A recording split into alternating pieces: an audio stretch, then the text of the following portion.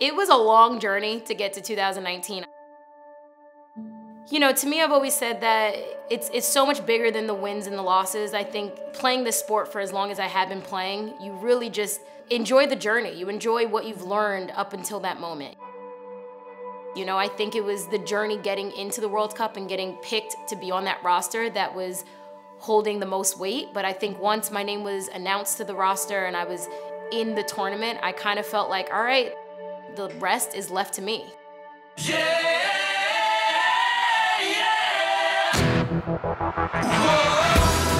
Dunn wins the battle once more. Here's Dunn now. She's teasing and tormenting too. She's created space. Can she get a cross up? Took a deflection. Oh, it's a goal! What makes the women's national team so unique and just successful is our mental space, our mental ability to really stay unified in these tough moments. Winning a World Cup is not easy, and the games we went through, obviously, to end up being in the final were some of the hardest games I've ever played in my entire life. But I think, you know, when I look and I see Becky Sarabran and then I see Megan Rapinoe in front of me, I'm like, oh, I'm good. I'm like, we got this. Whoa. Winning a World Cup is so incredible, but it comes with a lot after you win. You know, everyone handles those moments differently. You know, some people are like, I want to get involved in everything that I have the opportunity to get involved in. And I think some of us were like, this is great. I've spent 3 months with you girls, but I gotta go. Obviously, I remember in 2015, the girls being exhausted, coming back into the league, and I didn't know then what they meant, but now I understand. Anyone that knows me knows that I'm, you know, pretty laid back, pretty chill. I try to really pump as much positive energy into the world as I possibly can. But I will say, leading into 2015, I was not that person. 2014 and leading into 2015, like, I wasn't really happy playing soccer. I was going into national camps, not really feeling like, you know, fully a part of the team or feeling like my best self. So that's really hard to be in an environment where you don't feel great about who you are as a player. And then you're told to compete against, obviously, others that probably have so much confidence, and you just don't have that same confidence in yourself. I was hanging on to kind of every word that a coach would say to me and be like, oh my gosh, they don't think that I, you know, am a good player. And I would put that into my own self and not really trusting in my own abilities. I think missing out on the World Cup actually was, in the hindsight now, probably the best thing for my career. You know, constantly being in an environment where you just never felt like your best self, and then stepping away from that environment just gave me kind of a breather. It allowed me to, you know, create a new environment. Going into, well, the middle of 2015, I should say, is when I started to say, wow, all those amazing feelings and those moments are coming back to me. Like, I've missed this.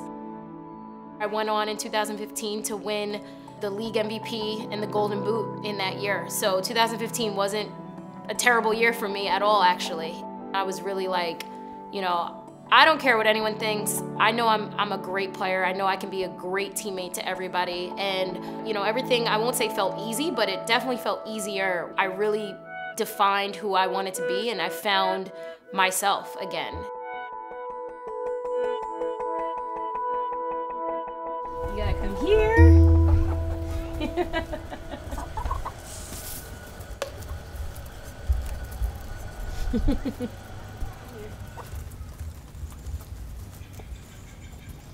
Yes, you're a good girl. You're a good girl. She's like, oh, all my friends are eating and I'm stuck with you. Oh.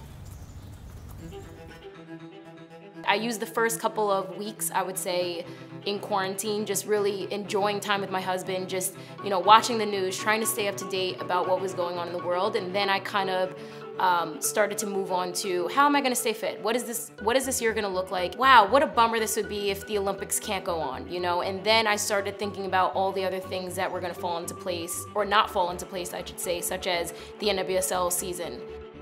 I was probably like everybody when I first heard that the NWSL was gonna return in a bubble form. I think I was excited that there was a plan, but also very skeptical. Plays it to Dunn. Dunn with an opportunity, and she puts it in the right corner. And Crystal Dunn has her first goal here in the NWSL Challenge Cup. The NWSL was the first league back in sports in this country, you know, and I think there was a lot of, you know, just bad blood, I would say, between us and other leagues because they weren't acknowledging that we were the first. You know, everyone is still saying the MLS was the first back, so it's unfortunate that there was kind of already miscommunication going into the tournament because I think it should have been a moment that was celebrated. A women's league being the first to return, I think, was just a really great story to tell.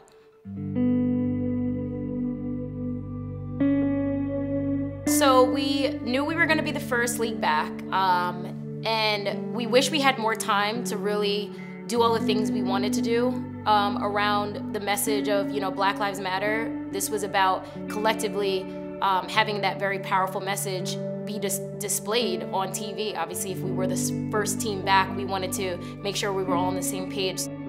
A couple of years ago, on the national team, Megan Rapinoe was the first to kneel in solidarity with Colin Kaepernick. And at that time, I was so grateful to her, but I was also like, dude, I'm the only one on this team. You know, I don't have that support from others that look like me or have shared experiences like me.